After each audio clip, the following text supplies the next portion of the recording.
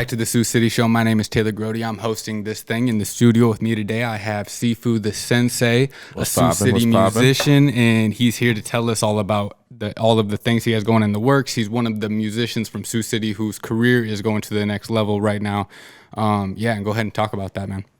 Really lately this year, because I had took a little hiatus for a little bit just to get, some real life shit all picked up and got good together, Now that shit's cool, and this year I really been hitting it hard, you know what I mean? I've been doing a lot of shows, a bunch of shows, got a bunch of those coming up. Got one in Omaha on the September 10th coming up next month, actually.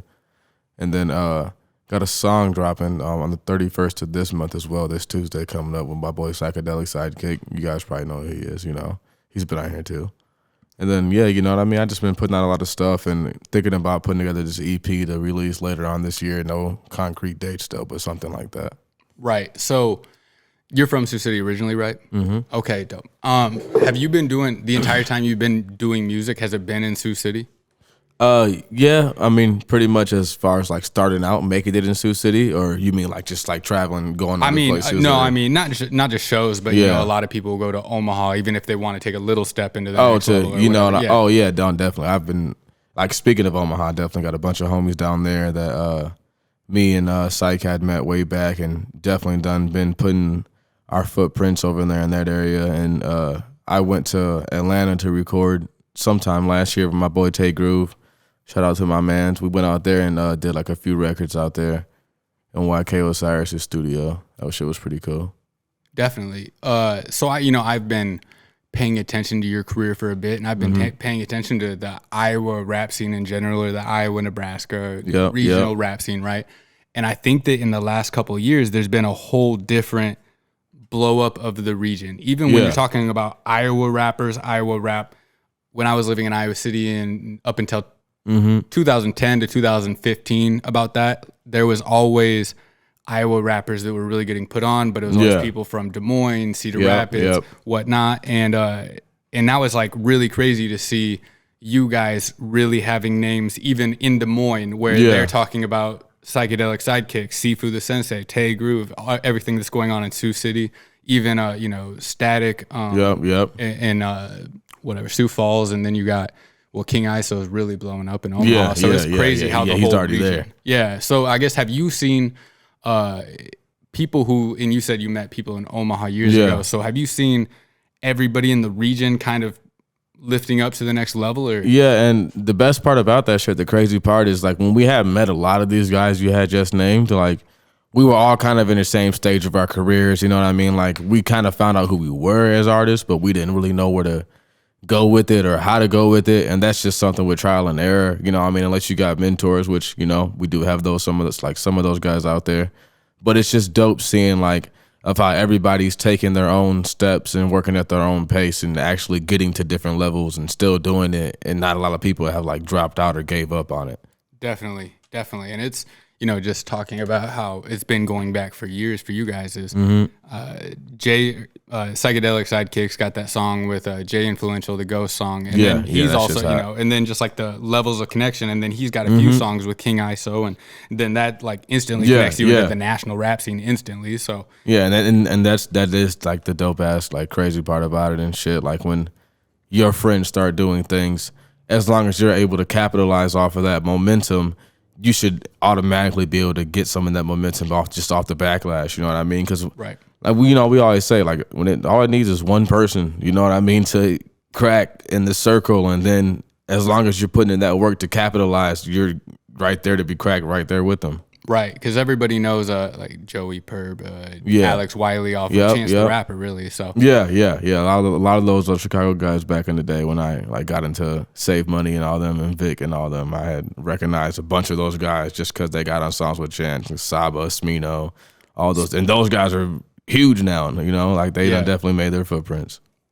Speaking of which, what happened to Vic Mensa? Because I have not heard anything from that dude in a while now. Man, I heard a couple of freestyles he put out, some videos, man, and I was like, man, this sound like the old Vic, like the one who just comes out and raps, you know what I mean, and don't really care about everything going on now. But I mean, he's just a different person, got a lot of shit going on, I guess, I see he's really involved with politics and helping out the lesser needy and doing stuff like that. So I mean, I was just listening to a podcast the other day, and there was a quote that cracked me up. He said, I miss when rap shows you were scared of getting killed. Now you go to a rap show and everybody on stage is just talking about going to vote the whole time. It's boring. I feel that a little bit. I don't want to die at a rap show. You know what I mean? Like I don't want to be like condescending. Like I don't fuck with it because I do, but then I get both perspectives of people that like I just want to hear rap and I don't want to hear politics. But then I also understand that the rappers are people themselves and they just want to, promote well-being for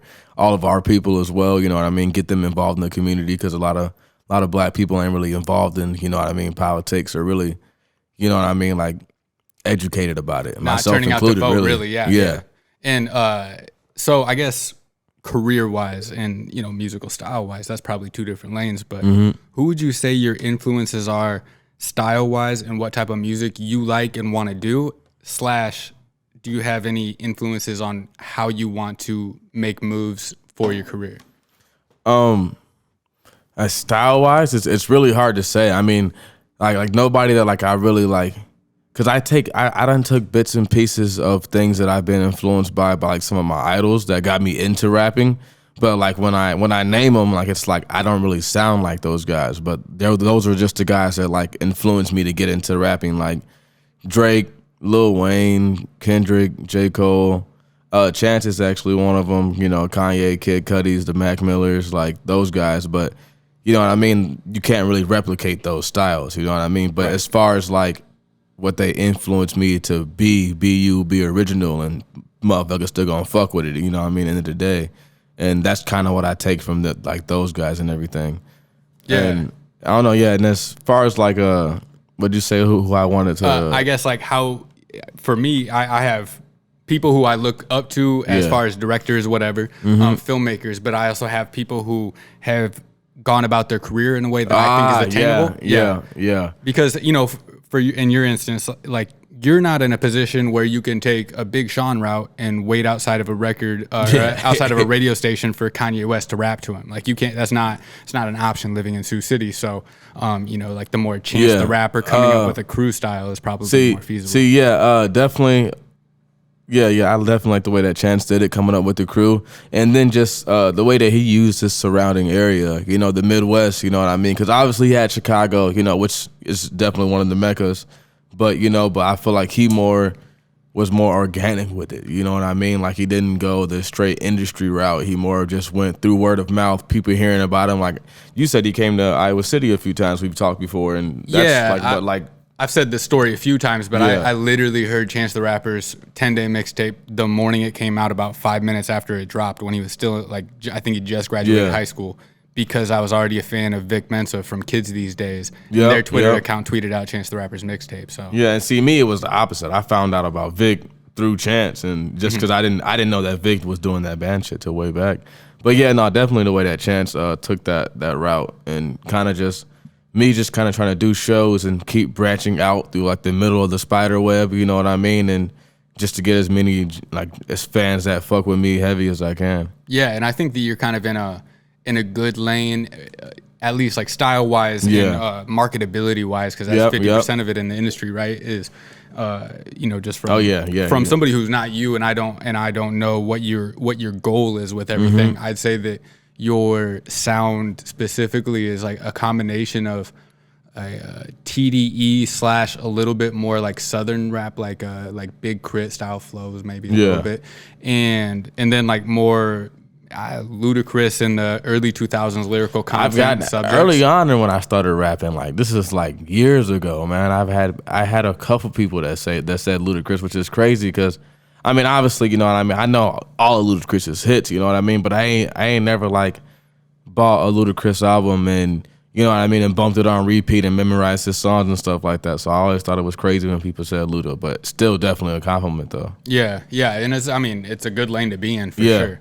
And as Psychedelic Sidekick says, you're one of the best dressed people in the rap game. So there's some competition in there when I get in there, but definitely citywide. I'm up there, boy. Mm-hmm. Now that you got the waves mixed with the leopard. Fresh new cut, man. It's over.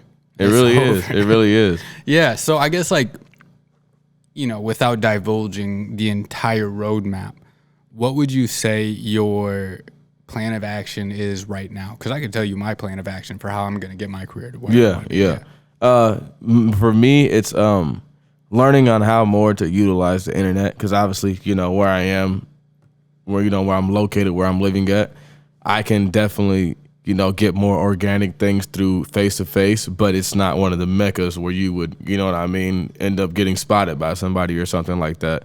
So definitely utilizing the internet more, trying to get my reach out that way. And then just doing shows. Like when I show up in front of people and they meet me as Sifu, they don't even know who Dalvin is, or when they meet me as Sifu, and that first impression and I can capture them, those are the fans that they're going to rock with me for life, because those are the ones I really want. To show up and do a show and they meet me and they just love my music off first bat. Like that's pretty much how I want to do it, And then through word of mouth and putting out music and really just staying consistent. That's the goal. Definitely. I mean, on my end, what's it been now? 4 or 5 years probably that I've been doing music videos. Yeah. And I started out my first music video rap-wise was with Rev in Sioux City. Yep. That kind of instantly introduced me to everybody because he's just so popular from a Sioux City Rev's a staple. Right? Yeah, Rev's a staple. And then so I instantly kind of had everybody hit me up, and at the time I was the only dude in Sioux City really doing music videos like that. So at first I was doing music videos with everybody, and then I quickly learned that there's a lot of people that I don't want to work with. Oh yeah, no. If you got the camera, artists gonna be popping up. Definitely, and like it kind of started out. The whole thing was a little bit self-serving for me, where I just wanted to do music videos to have a body of work that I could show to companies to have them hire me, right? And I did a lot of music videos with a lot of shitty rappers, honestly. And figured out, and over the years, I've just kind of weeded it down to the people that I believe in as rappers. So it's you, it's Tay Groove, it's G-Fo, it's Psychedelic Sidekick, Rev if he ever wants to make another hit, Dad, whatnot. If he ever comes out of retirement.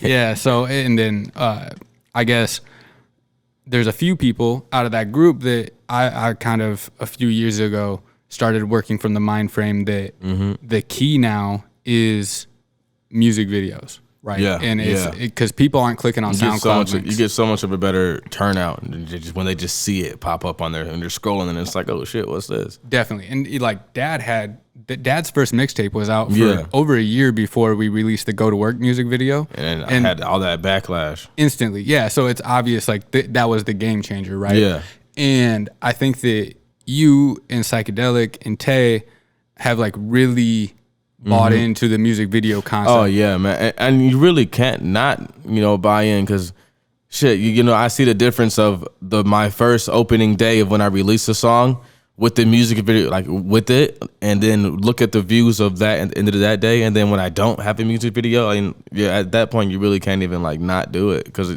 it's all right there. The proof is right there. Right, and even the one takes even do numbers too, because I kind of got in the position where everybody wants a music video. One after another. Oh, and I should say Alejandro too, because Alejandro, now that he's back in Sioux City, is working again with me a lot. So but I was getting in a position where in Sioux City, a lot of people don't understand a music video. If you live in LA, if you have a record deal, it's you got record label advance money that you're paying for those. Their budget. So the budget's completely different, and a lot of people don't realize. They think that in LA that Kendrick's the King Kunta music video is a vibe that the whole music video is supposed to look like it was a buddy filming at like a block party, right? Yeah.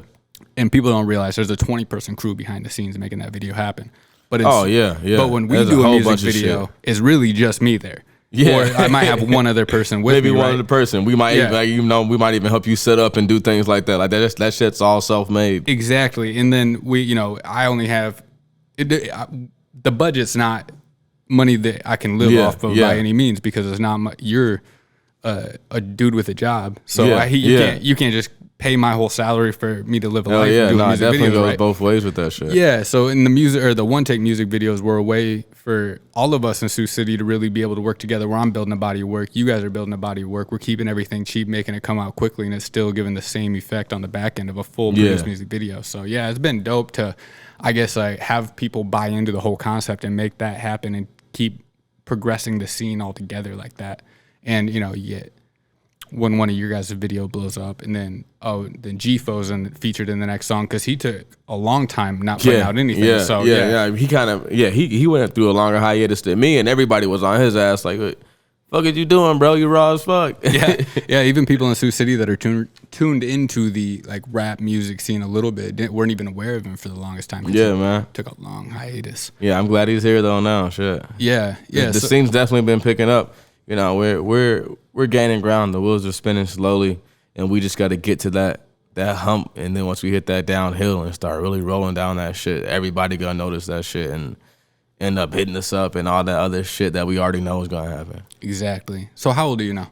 27. Just turned Leo, August 6th. How stoked are you to be 27 and getting older and realizing that what you thought about getting older when you were 19, when you were 19 and somebody told you you're going to be 27, you'd be like, oh, I better have popped by the time I'm 27 or else it's going to be game over. I better have it all, I better have it all, bro. Already the family set up. I'm already financially stable, all that shit. Exactly, because I'm 31 now, and it's the same for me. I wish I could go back and tell myself at 20, 22, at 31, you're going to feel the same as you do at 22. And and that's one of the biggest misconceptions I feel like people don't talk about. It's like, they always tell you what to expect, but what you don't expect is I'm 27 and I'm like, man, I don't feel old at all. Like, you know what I mean? Like, I'm still fucking young, and you think like when you're in high school, you think of somebody that's 27 and like, yeah, ain't old as fuck, Yeah. But that shit is not like that shit at all. I still got hella energy. I mean, you do feel shit way more physical when you go out and get drunk and shit like that. But it takes a day longer to recover from go out. The hangovers do get worse. Like, somebody got to tell you that shit too. And I guess like the positive for me is, I thought I had my shit together and was responsible. Yeah. When I was young, and it was nothing fucking compared to now. That's the whole thing is. I just saw a video today. You're probably aware of Gary Vaynerchuk, Gary V. Yeah. He said today he didn't put out his first piece of content ever until he was 30 years old. And now he's one of the biggest dudes on the internet. So that's the proof. That's all the proof. And that's also one of the things that gives me makes me really calm about where I am right now, and how, because everything I've had to learn is through trial and error. You know what I mean? If we would have had a mentor, or maybe if we would have lived in the Mecca City, maybe shit would have been different. But I'm enjoying the route that I'm taking and the things I'm learning. And there's so many like rap stories about rappers that they didn't pop till they was 33, 34, or you know what I mean, and things like that. There's so many rappers that their career didn't just pan off when they was 21, 22, you know what I mean? So I ain't never felt like, shit, this shit gonna be the end of me when I turn 28, you know what I mean? Like, I'm gonna just quit if I don't do it by 28. Like, I ain't never felt that shit. I would much rather have a Big Crit or like a Action Bronson or one of those dudes who popped a little bit, late 20s, early 30s kind of deal, even mid 30s. I would much rather have one of those types of careers because those are set up for longevity. Yeah, those are guys who learned the entire business side before they had any type of fame going. Oh, yeah.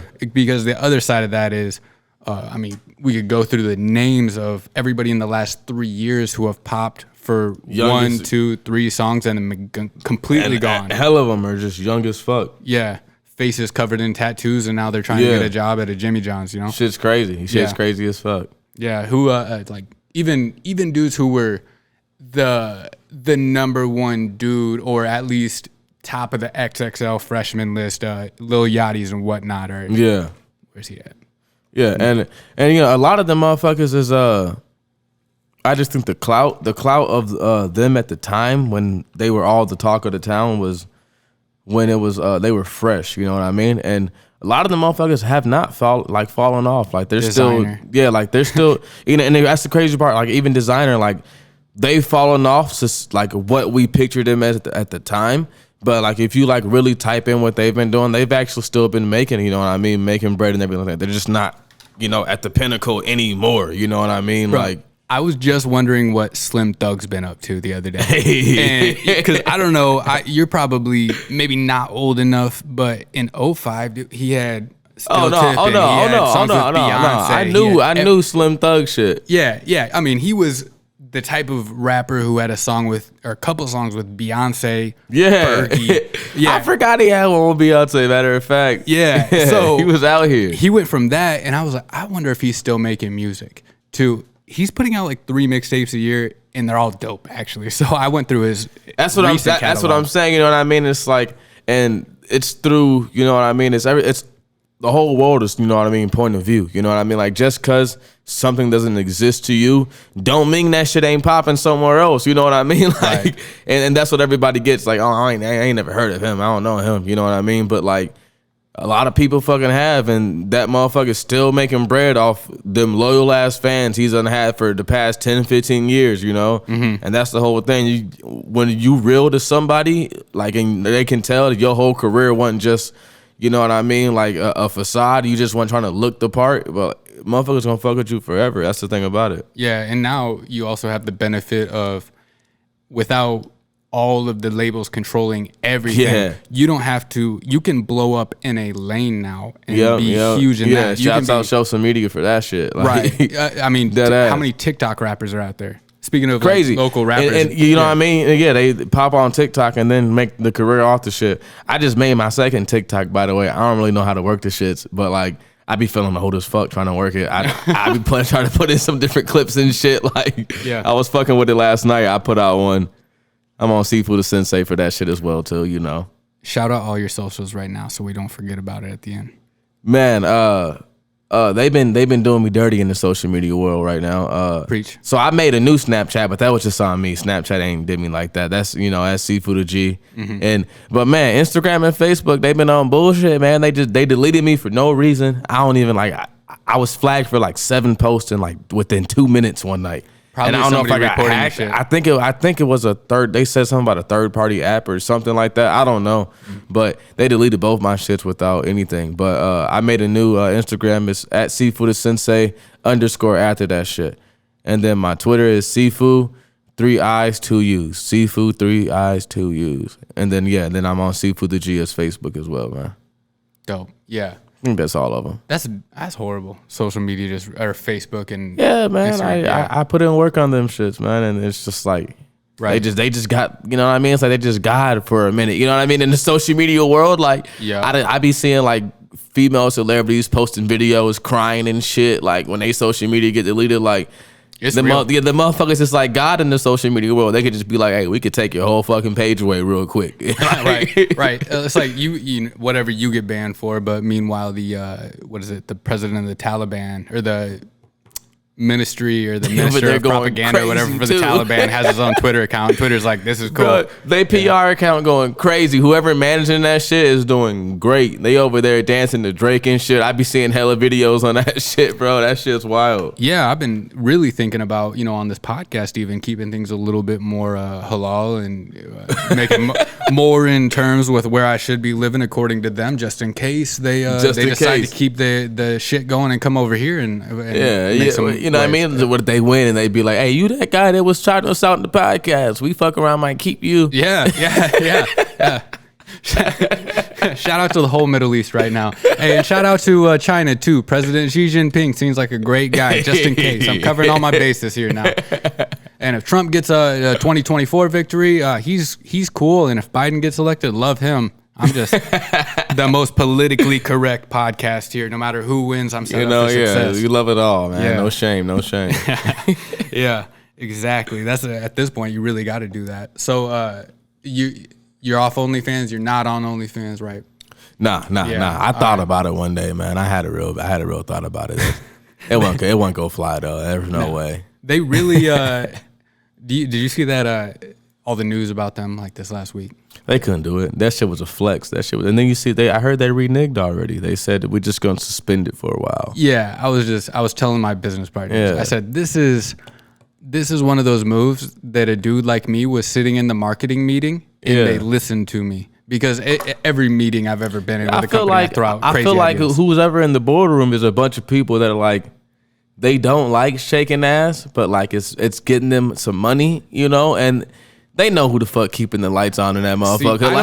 I don't think they ever care. What else you done heard of like OnlyFans being popular for? Like they know what the fuck paying the bills. Right. Like they can't do that shit. Patreon exists for people like that. Yeah. People aren't going to OnlyFans to check out some new videos from their favorite online vlogger. Yeah. That shit's crazy. I was telling them, I said, you know that there was some dude like me that was sitting in a meeting and they go, how do we go viral on social media? And then he throws out, let's tell everybody that we're taking off all the pornography content and then just let it sizzle for a day or two and then say psych. We're back. Yeah. Bro, I was, it was like one of the discover topics on Twitter. So I was just going through all the tweets and the people, the drama about it. You would have thought that the chicks that are making a living off OnlyFans were like getting their children taken away from them. Bro, it was crazy. I mean, shit, you know what I mean? Like, man, I went to Arby's the other day and that shit closed at 8:30. You know what I mean? And not saying that like all girls who made OnlyFans it was working in restaurants and in fast food and shit, but the shortage in employees right now in those venues, because hey, females is making bread off that shit. You know what I mean? And it's that shit easy, you know? And I would be definitely disappointed too if I had to go working back some bogus job, like, because OnlyFans was on that shit. So I get it, but then you had the niggas who was like always against it on Twitter that was like, hey, yeah, I know y'all bitches is mad because they was glad that they, you know what I mean, that somebody in their life was probably on that bitch that they didn't want on there, and they was like, yeah, fuck them bitches anyway. They had an ex-girlfriend who they were real mad about that come up. I understand. Salty as hell about it. Yep, it's a game changer, really.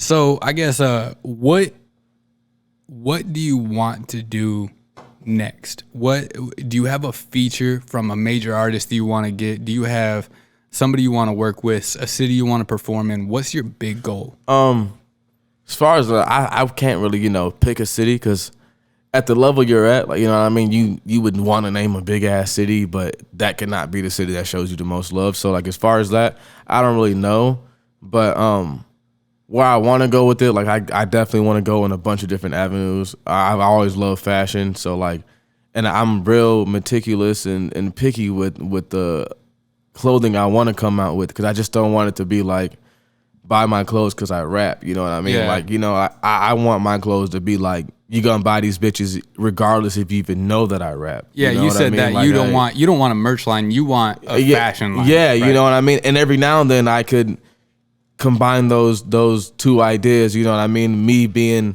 doing fashion and me being Sifu the rapper, and then have a whole line if I come out with a project of, you know what I mean? Like it's, you know what I mean? Those lines feature each other, you know what I mean? But I don't want like my clothes just to be all about me rapping, you know? I want the rap to sell itself, but still be able to make money in different avenues, and clothes is definitely a big one for me. Have you ever heard of Sturgill Simpson? He's a country musician. No. Okay, he's one of the coldest dudes in country music. He's like an outlaw country dude. He doesn't play on the radio. He has fans that he got off Joe Rogan because he was on Joe Rogan a couple times, and he's just one of the dopest dudes out. And he's funny because he went from like, he had an old school country album to like a Waylon Jennings sounding album to basically a Motown mixed with country album on the next one. And then his most recent one is like a 80s, 90s synthwave rock album. And so it's got some, his fans that are only country music fans are going crazy about it. But with this new album, it's called Sound and Fury. Sound and Fury? Yeah.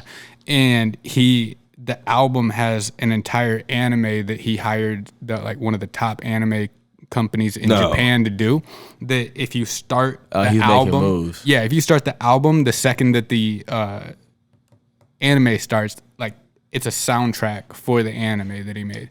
And that needs to be your next move, 100%. Oh my God. Yeah, because I fucks with the anime, man. I mean, you see it, the name Sifu. Like, I definitely fucks with the anime, man. Like, that shit would be fire. Yeah. Like, because I don't know, I always wanted to do some Kanye type shit, when he did the My Beautiful Dark Twisted Fantasy, and he made the movie pretty much for the album. That's one of the things that made me want to be a music video director. Yeah, and that shit was genius. And like, I would love to fuse that idea of what Kanye did and like mix it with anime, you know what I mean, and have it be something like just like that, because that idea is fire. Like, I've thought about that a lot actually, and Beyonce did that with Lemonade as well. Yeah, yep. And I've thought about that too. And it's tough because it requires having a videography team with some serious time and energy, and also like in a budget, because it's not easy to do, but be able to work with somebody, especially even local, that you can release and it would be dope to do too, where you release the music videos as the singles release or whatever. Yep. And don't say nothing about it, but then you realize you can you can set them all one against each other, and it's an entire like 45-minute music video that's basically the runaway music video that it's, and you put them all out individually, and then at the end you go, it's almost like it's almost like a TV series, and like a to be continued, and you know what I mean, it would make people get invested, like I seen the last one and I want to see where this one goes too, you know, like that shit would definitely be a good idea. Like every 90s music video, they always put to be continued at the end of that shit. Nobody ever came out there with was never a sequel. I ain't never thought about that shit. 90s music videos especially, just nobody gave a shit at all. Them shits was awkward as hell too. Yeah. They were still trying to figure it out. There was hella awkward ass tension and nobody would say anything about it. I don't know if they really felt it, or maybe if it's just that only we notice it because it's, you know what I mean, we're in the future now. But yeah, them shits was awkward as hell. Everything was trash until Hype Williams started doing it. Yeah. And Director X, everything before that was bad. I guess Spike Jones was decent with like the Beastie Boys and whatnot, but yeah, it was some dark days in the early music videos. That shit was real ugly. I understand it though, because it's hard as shit. They were all shooting on film, and imagine lining up a music video with no sound. Sheesh. Next to impossible, right? Shit, I ain't never even thought about that. I never knew they had to do it like that, matter of fact. But unless they were I definitely cut them a lot of slack on that shit now. And you know, it's when it's a manual motor that's sending the film through, you have to be using a real professional camera before you can expect it to keep perfect time. Just think about when you're watching old film, somebody had to have film rolls and stuff. Talent. Yeah, exactly. Like, whoever job that was had to get paid a lot. That's back when you could only film a music video if you had a major label deal, because they cost $100,000 minimum starting out. So. Oh my god. Oh yeah. Michael Jackson put some money into Thriller. I think that was a $1 million music video. Yeah, bro. Yeah, you're fucking around. You got to give a movie budget for music videos at that point.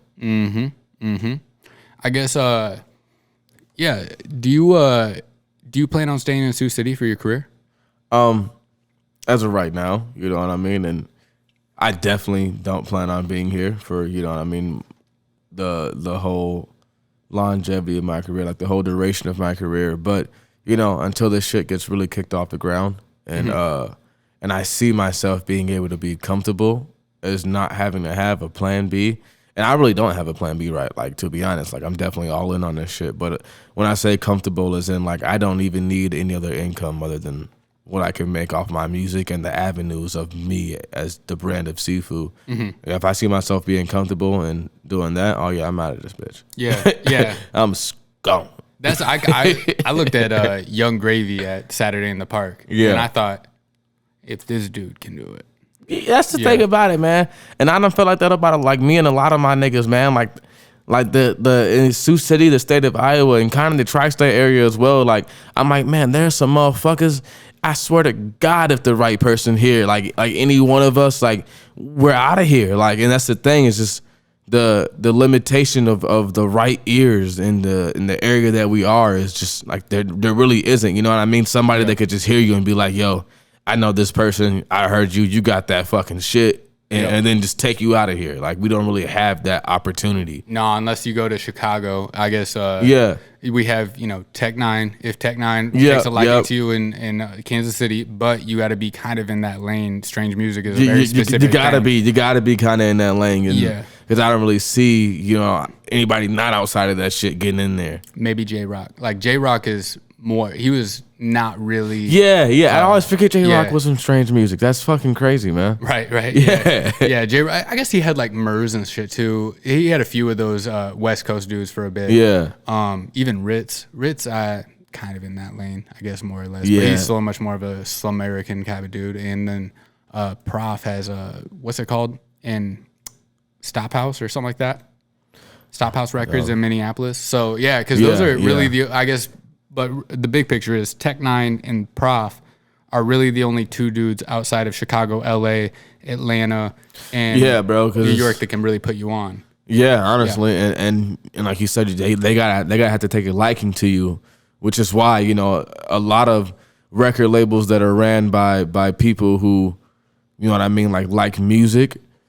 A lot of the artists are kind of think of Top Dog with TDE. Like. They're definitely not all the same by any means. They're all unique. When you think about it, you know, as to be a TDE artist, you got to have, you know, this X factor that's certain all of them have. Like last night I dove into their new artist, Ray Vaughn, and man, that guy's fucking cold, boy. Look him up after this shit. Okay, Dude's fucking cold. Yeah. And when you hear him though, you're like, I know why TDE signed him. You know what I mean? Like, and they all got that type of thing, you know. Like, unless you know Interscope and Def Jam, you know, they're all their artists. It doesn't even matter the genre. If you can sell records, we're gonna, you know, assign you to the label. But definitely, you know, certain record labels that are ran by people who have done music, like Dreamville. You know what I mean? All their artists, you know what I mean, lyrically sound, and they're all different from each other, but you just know that like this is why they're in Dreamville. Yeah, you know. Yeah, and it's weird too because I've been wrestling with this fact lately. Is the deregulation of media ownership kind of happened, and it really with the internet, and it really fucked everything up. Where, you know, basically the media companies, so all the radio stations in America used to be independently owned. Like they were regional. They had regional PDs that would put on local artists and have, you know, you could have a radio show on a local station where you're putting not only your DJing national hits, but you're also putting on, you slide in your friends' records, whatnot. And I heard stories about that shit like before, you know what I mean, when it was West Coast and East Coast rap, like, and it was like that for a reason, like, you know what I mean, unless you got up to Pac or Biggie's like level or, you know what I mean, shit like that, you weren't gonna get played, you know what I mean, you were a West Coast rapper, you weren't gonna get no play in New York, you know what I mean, like, no matter how big you was over here on this side, they wasn't playing, you know, the other coast records and stuff like that. It was still very regional at the time. And there's cities that are still like that. If you go to Houston today, Houston has the most, I feel like they have the most well-developed rap culture that is completely different outside of everybody else. See, I would say Atlanta, man. I went to Atlanta for the first time, boy. But Atlanta's like nationally known. Atlanta.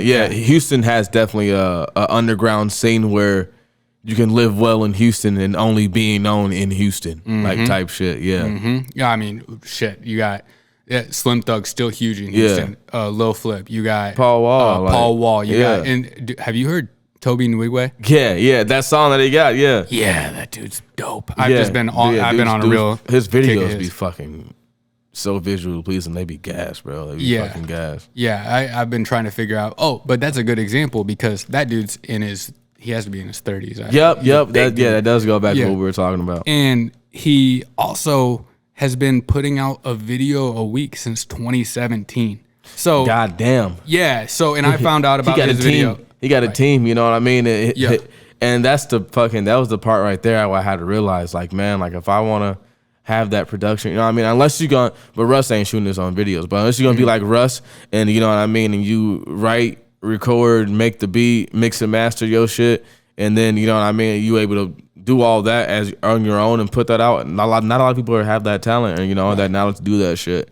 But even then, he still wouldn't be able to shoot his own music videos like that.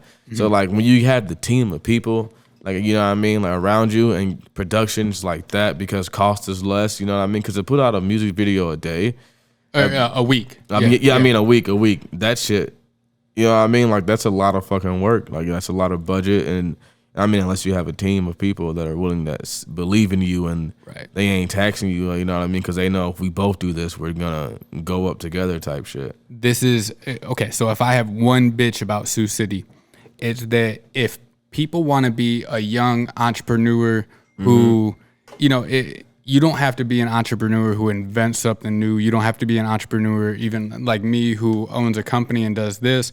You can be just a shaker and a mover, a deal maker, right? If you live in a bigger city. Yeah. And the problem in Sioux City is that we do not have any opportunities for somebody who wants to be on the business side of things to stay in town. So we have, I guess they call it a brain drain, where everybody who has that capability, has that skill set, immediately dips. Denver, Chicago, you know, Phoenix, whatnot. And it really leaves everybody else open. Like I need somebody like that at my company right now because I need a sales guy. I need somebody who's on the scheduling, on the like networking meeting kind of thing. And every rapper in Sioux City could use a manager. The difference with Chance the Rapper is not just his team around him; it's also Pat the manager. And it's crazy because you think about like the back end of the rap side, and the people who have been like really fucking good enough to their damn near household name. Like the fact that I know who Pat the Manager is and like know fucking Chance's manager like on a name basis. You know, CEO Charlie blew up too. You know what I mean? Like it makes it, he did his job very well, because there's not a lot of rappers where you'd be like, hey, yo, yeah, his manager so-and-so. You know what I mean? Like, they don't really go, they're completely in the background. You know what I mean? It used to be that way for producers, you know what I mean? Until they became, you know, characters in their own right, you know what I mean? And it started breaking out and was like, hey, yeah, now we got to give the beat makers just as much credit as, you know, the fact that producers nowadays could come out with their own albums and things like that. And they weren't really doing that back then, you know? Yeah, you know what I mean? DJ Mustard, and you know what I mean? Like, you're knowing them by name, you know what I mean? And it wasn't like that back then, you know? I just think that shit's pretty dope. Like, that means you did your job so well from the background. You came to the front because you forced your way there. You know, originally it was the DJ who blew up, and the rapper was originally just the MC who like was the DJ's hype man, basically. Who? Like I mean, that's how it used to. That was the system. Yeah. So that's why Africa Bambaataa was like the first name to blow up in rap music. But he was just a DJ basically, and same with DJ Jazzy Jeff blew up and brought Will Smith, the Fresh Prince, with him. Yeah. So it's crazy how like it shifted from that into the rappers were the name, and now it's back into because they were the ones that were putting on rappers, and and at some point, I mean, and now it kind of goes back and forth, but at some point in rap, it was lyrics literally meant more than the beat. Yeah. You know what I mean? Like we had to know what the fuck you were saying. You had to be saying something to be something. You know, and now I don't think people have always talking about like, oh, like it's real hip hop lyrics are going away. They're definitely not. You just ain't listening to the right motherfuckers. Right. But now there is room to say that like beats and instrumentals have made some rappers. Like they always have the best fucking beats. And as much as I like YG, he's a DJ Mustard byproduct. Yeah, you know what I mean? And it just is that way, you know what I mean? And that's just an opinion. And he obviously done made hella money. He don't give a fuck, you know what I mean? But then, you know, like there's just some rappers who their lyrics matter more, but producers mean a lot to today's world. There are some producers, it don't matter who they're putting on for. If that beat's hitting, motherfuckers is feeling that shit, regardless of what lyrics are put on top of that. That's like that's my problem with you know, everybody's always bullshitting about, oh, it's a fucking rap these days is bullshit. It's like every dude who listened to rap 10 years ago always says that shit. But I will say at this point, there's a whole lane of music that's coming out that I love too. Rap is in the best form it's ever been in. It's the most diverse, definitely. Oh my God, yeah. Like motherfuckers just don't want to. They're either too close-minded to branch out, or they just don't want to accept, you know what I mean, anything new coming their way. And they're like, that's fine, bro. Well, then I'm gonna tell you right now though, if you're one of them old heads, one of them golden age like hip hop guys who like, you know what I mean, you got the Skeleton Key type shit, you know what I mean, like. There are still rappers today that are coming out, new guys that can still entertain them. Yeah. And you just ain't finding the right people to tune to your ear because you're too busy bitching about the shit you don't want to hear. Yeah, they're listening to a lane of rap that is something that they don't like. Like there are new guys coming out that could have been in a golden era and like the era that you love, you know what I mean? You just ain't finding them. You just too busy looking for the negative shit. I love it when people who are my age will say that shit. It's like, dog, we listened to Lil Wayne in high school. Man, and Lil Wayne, especially that fair, too. Especially, hey, Lil Wayne, my favorite. He the greatest of all time. Lil Wayne's better than Tupac. I don't care. Did you just say that? Yeah, bro. Bro, yeah. I always say I will not entertain a GOAT conversation unless Lil Wayne's brought up. First off, it's simple evolution. Ain't nobody discrediting what Tupac and Biggie done did. They, you know what I mean? They're cold as fuck. Like the rap would not be where it is today without them. They would be named just like Ice-T if they didn't die. Yeah, we know what they did, and ain't nobody discrediting it. All I'm saying is simple evolution. Lil Wayne heard what they did. He was influenced by them. And so he made it better. You know what I mean? It's It's like shit. When Mike came into the league idolizing Magic and Bird, but he was way better than them. You know what I mean? It's just simple evolution, like in human. You know what I mean? Like in time, there was gonna be better rappers. You know what I mean? Like it was gonna happen. Like 100%. You ain't telling me you put Tupac and Wayne and Biggie on the same beat and saying Pac and Biggie would out rap Wayne. Like you're not gonna tell me that. Like no, that shit's dead. People don't want to accept the fact that if Tupac never got shot, he would be doing kids movies right now just like Ice Cube. There would be no Tupac was in the movie industry. Tupac would have definitely became actor extraordinaire, or if not, you know what I mean, maybe did like a Jay-Z route, or I don't know what he would have done from Juice, but he definitely would have still been. Tupac would have been a household name right now on some Snoop Dogg shit. If Tupac was still alive, he would have been a household name, you know, Puff Daddy with the Jay-Z's, and you know what I mean? That's what he would have been, you know what I mean? He wouldn't went anywhere. People always want to act like Snoop Dogg has always been the current Snoop Dogg. Snoop Dogg beat a murder case. Yeah. At the height of his career. Yeah, bro. Yeah. Snoop Dogg was out here talking about pimping these hoes back then. Now he out here like everybody loves Snoop now. Now he co-hosts a show with Martha Stewart. So. Yeah, cooking and shit. Yeah, your favorite gangsters retired too. I seen a meme the other day that had all these pictures of Snoop Dogg, and they were like, Snoop just be doing shit. This nigga was on Law and Order the other day, and then like the next night, you know what I mean, he cooking some food and shit. Like, and then the next day he on some show painting like Bob Ross, like giving instructions and shit. Like Snoop Dogg ain't no professional painter. Like my nigga be just doing shit, bro. And he's hosting an Olympics coverage show with Kevin Hart. It makes no sense. Yeah. Dude be living his best life though. Shit. I love it. So what else do you want to talk about? Do you got anything else that you need to plug? Anything that you think people should know? Anything I want to plug? Really just follow me on all my socials. Sifu The Sensai, Sifu The G on Snapchat. Listen to my new song coming out. It's called Look What You Made Me Do. Taylor actually shot the video for it. You may or might not get that when the song drops. We'll talk about it. But that's on August 31st on Tuesday coming up. Make sure you're going to look out for that shit. All platforms. And Sifu The Sensai, man. I be outside. Come fuck with me. That's it. I recommend it. So I appreciate you coming, or I appreciate you tuning in. And until next time, this has been the Sioux City Show. Thanks.